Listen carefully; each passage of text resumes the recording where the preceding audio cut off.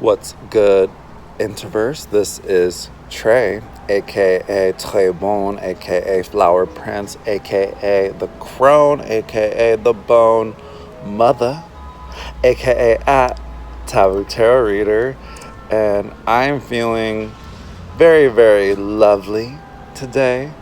Just enjoying the elements as I chill outside, and I recently released some new content, some new videos on my Instagram profile promoting some of my astrological works, such as the blogs about the Transuranian planets and how to decode those placements in your chart, as well as some of the personal planets like Saturn, Mercury. Stay tuned for more content. And I just wanted to record this message to dive a little bit deeper into my personal approach to using astrology as an applicable science. My approach really is all about synthesis. For I have found that modern Western or Hellenistic astrology has become so diluted, unfortunately, in the internet, that there's really no objective or applicable basis of so much of information that leans subjective and delusional. And we must practice discernment always and understand that for me personally, the study of astrology, it's all about looking for patterns of resonance or correlation, triangulating information.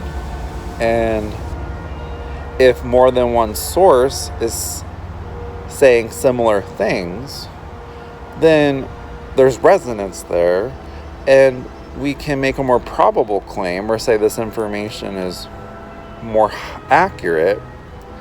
And that is why I, in all my astrological works, seek to synthesize Vedic astrology and Mayan astrology with modern Western or Hellenistic astrology. For really, astrology is a sacred, ancient art form that comes from pre-colonized matriarchal cultures, non-European cultures. So we must honor what the elevated ancient ancestors had to say regarding their science of astrology.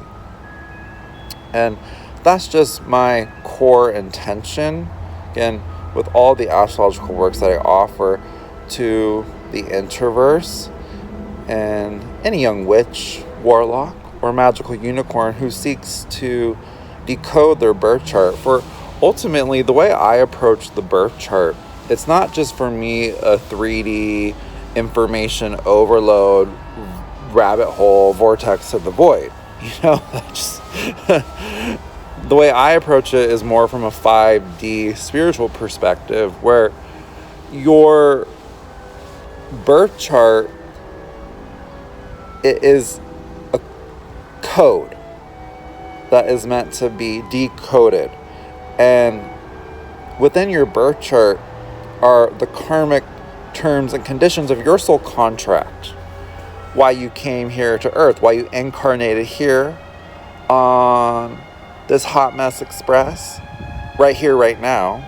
What's your soul's mission? And therefore, the birth chart, it is not necessarily something that's written in stone. Your fate, your destiny is not something necessarily that's completely predetermined by karma.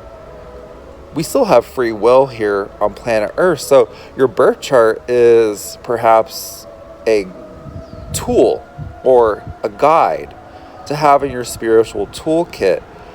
Or we could also interpret it as a mandala, a roadmap of your soul that can potentially give you information about your archetypal patterns, imprints, and impulses as the soul flowers, as the soul grows, as the soul matures.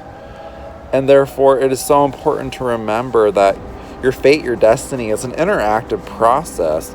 And the astrological birth chart, the natal chart, is something that can, again, guide you to reach deeper levels of self-understanding. And I say self as the capital S, self. For ultimately, we are all on the journey back home to capital S, self, back home to source. The fool's journey back to source consciousness. In archetypal psychology, this is also known as the path of individuation.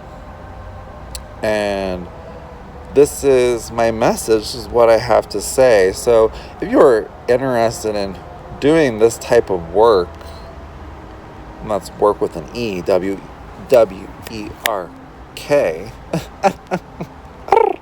meow, then head over to my website, link in the description box below for Taboo Tarot Reader, to begin that journey of decoding your birth chart and your planet placements.